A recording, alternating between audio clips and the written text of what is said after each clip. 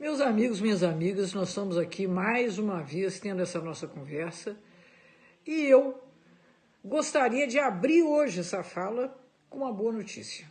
Hoje à tarde, a Câmara e o Senado vão votar o adiamento do Enem. Há 11 projetos propondo essa medida e nós vamos consolidá-los e finalmente atender a essa grande demanda da sociedade expressa pelo clamor Adia Enem, em nome da justiça, em nome da equidade. Não há como fazer de conta que está tudo normal. Não estão as coisas normais. As escolas estão fechadas. Então, à época do Enem, muitas pessoas vão estar com a sua educação incompleta. E é também uma fantasia dizer que não, os alunos estão com a internet em suas casas, estudando, fazendo aulas não presenciais. Isso pode ser verdade para uma parte da população brasileira, mas não para a grossa maioria, que nem tem internet de qualidade em casa, muitos não têm nem internet em muitas regiões do Brasil.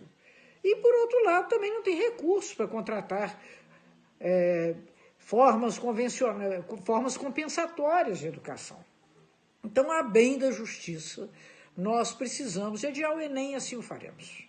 Adiar os calendários escolares, sem fazer de conta que as coisas vão, de repente, por mágica, ficar normais. Nós estamos enfrentando um problema muito grave, que é o da pandemia, e nós não podemos lidar com isso de uma forma banal ou superficial. Realizar o Enem nessas condições seria, de fato, interromper um processo que nós iniciamos nesse século XXI de democratização do acesso às universidades brasileiras. Hoje, nas universidades públicas, 71% dos estudantes procedem de famílias que recebem 1,5 até 1,5 salário mínimo. Então é o povão que chegou na universidade. Mais de metade, 51% dos alunos e das alunas se reconhecem negras e negros. Gente, isso é um feito histórico. Nós termos aberto finalmente as portas da universidade para a sociedade brasileira como ela é. E isso é apenas o princípio de um processo que precisa de avançar muito. Mas, de todo modo, já era uma conquista e nós não vamos retroceder dela. Então, por essa razão, é indispensável que, nesse momento, a gente adie o Enem. E falando sobre isso, já que nós estamos tratando de educação, em Minas, o governador, o secretário de Estado, resolveu apresentar um programa chamado Se Liga Minas, a partir de ontem, segunda-feira. Que bom, vamos nos ligar. Vamos nos ligar, por exemplo, atualizando o pagamento atrasado dos trabalhadores em educação. Vamos nos ligar, mandando recurso de saúde aqui para Juiz de Fora, em que nós temos uma região sanitária com a população de 1.600.000 pessoas. Segundo o próprio estado de Minas, aqui nós precisaríamos de ter 94 leitos de UTI para atender esse universo. Temos 26. No sábado, 85% de todos os leitos de UTI de Juiz de Fora estavam ocupados. Então, se nós tivermos uma escalada da pandemia, estamos sem condições de enfrentamento, entre outras coisas, por omissão do Estado. Muito bem. Mas o Estado, então, resolveu, na área de educação, oferecer teleaulas como uma forma compensatória da educação presencial que não vem sendo ministrada.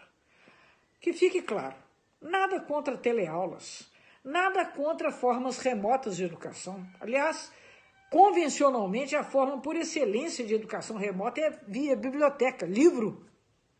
Mas um livro, meus amigos e minhas amigas, não substitui um curso, não substitui uma aula. É um recurso, evidentemente, muito importante no processo educacional. Como são vídeos, como são programas, como são teleaulas, como são todas essas ferramentas às quais nós possamos recorrer. Mas aí é sempre bom lembrar, grande parte da população de estudantes não vai ter acesso satisfatório a esses meios. Será que na sala, na casa de uma pessoa que mora apinhados, muitas pessoas, vai ter sossego para a pessoa fazer teleaula de matemática? Então isso é um meio complementar. Que fique claro, se liga, não é para substituir a educação, nós precisamos depois fazer a reposição corretamente, precisamos de oferecer esses meios de convívio pessoal do aluno com o professor, com a professora, que são inestimáveis na formação, como também o convívio do aluno com seus colegas, indispensável elemento pedagógico. Então, se liga Minas, menos, porque nós precisamos de fazer mais. E tratando ainda dessa questão de quem quer fingir que nada está acontecendo, eu quero dizer da minha preocupação com a evolução da pandemia no Brasil. Nós já somos o 3º lugar nesse campeonato da morte. Só perdemos para os Estados Unidos e para a Rússia. Ontem, uma dessas pessoas que está respondendo pelo Ministério da Saúde disse a cara do governo Bolsonaro. Em plena pandemia, você não tem um capitão no navio. Você tem pessoas respondendo. Os que havia saíram por divergência técnica com o presidente da República, que não é médico, que não é profissional de saúde, que nada entende disso, mas receita, opina qual que é a melhor terapia. Não só opina, mas exige. Então, uma dessas pessoas chegou e disse, olha, não é verdade, não está bem tão ruim assim. Comparem o Brasil com outros países. Claro que o nosso número de mortes é muito volumoso, mas isso é porque é muito grande a população brasileira. Vamos comparar com a Turquia. Meu Deus, vamos comparar com a Turquia. Na Turquia você tem 50 mortes por milhão de habitantes. Aqui, nesse momento, você tem 80 mortes por milhão de habitantes. Então, nós somos pior do que a Turquia. Não só no número nominal das mortes, mas também proporcionalmente. E com relação a essa questão do número das mortes, tomei conhecimento ontem de uma coisa muito triste. Tinha um vereador em Belém do Pará, um bolsonarista, que fazia esse discurso, vamos para a rua, vamos ter coragem, que isso? Era nada tão grave, esses números não são verdadeiros. A pandemia pegou a família dele toda. Infelizmente, ontem, ele perdeu seu pai. Hoje, ele vem a público lamentar, pedir desculpas pela besteirada que ele vinha dizendo e recomendar o isolamento social como, de fato, a única estratégia da qual nós temos segurança para não nos contaminar nem contaminar ninguém. Então, eu estou falando isso porque aqui também, em Juiz de Fora, nós aderimos ao Minas Consciente. Eu sei que muitas pessoas precisam trabalhar. Infelizmente, o governo do Brasil não assume a responsabilidade de garantir renda para pessoas que precisam se acautelar, que não devem se expor publicamente. Mas eu ontem vi fotos da imprensa local mostrando aglomerações. Aí, minhas amigas, meus amigos, nós corremos o risco de ter um desastre em Juiz de Fora, como houve em Milão, como houve em todos esses lugares em que se flexibilizaram as normas antes do tempo. Nós estamos ainda num processo de escalada, não temos recursos de saúde suficientes e os números que nós temos são subnotificados, porque a gente não testa.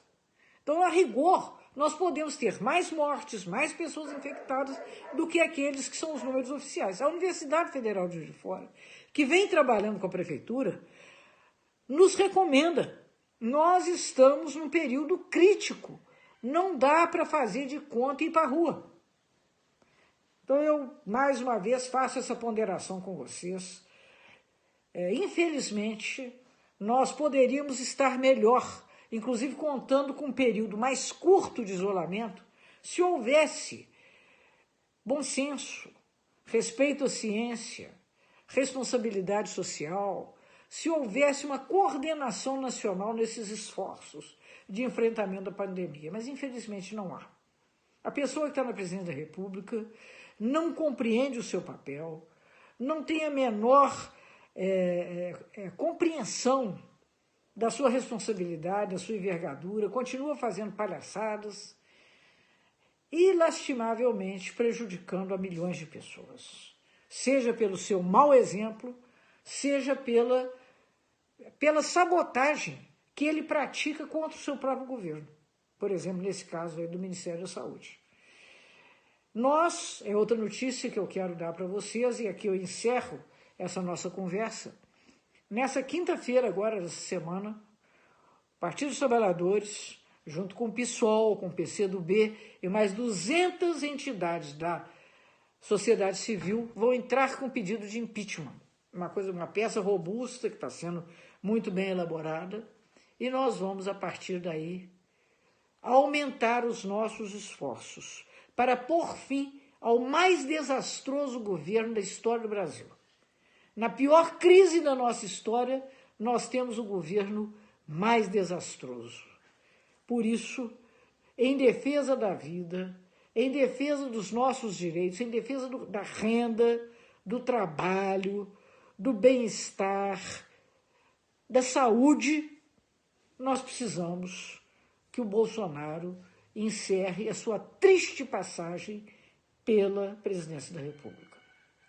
Isso vai acontecer na quinta-feira, então vamos lembrar, porque eu sou professor, eu tenho que lembrar. Hoje votamos para adiar o Enem, quinta-feira entramos com impeachment.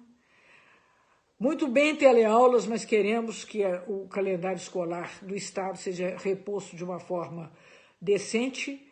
E, finalmente, vamos ficar em casa, gente. Quem puder ficar em casa, fica em casa, para se proteger, para proteger os outros. A vida é o bem mais precioso com o qual todos nós contamos. Então, eram essas as minhas palavras de hoje, e eu quero mandar um abraço carinhoso, remoto, mas muito afetivo, para todas e todos que estão nos ouvindo. Vamos adiante, vamos para a luta e vamos recuperar a saúde, vamos garantir, recuperar a democracia e virar essa página da história do nosso país. Um abração para vocês.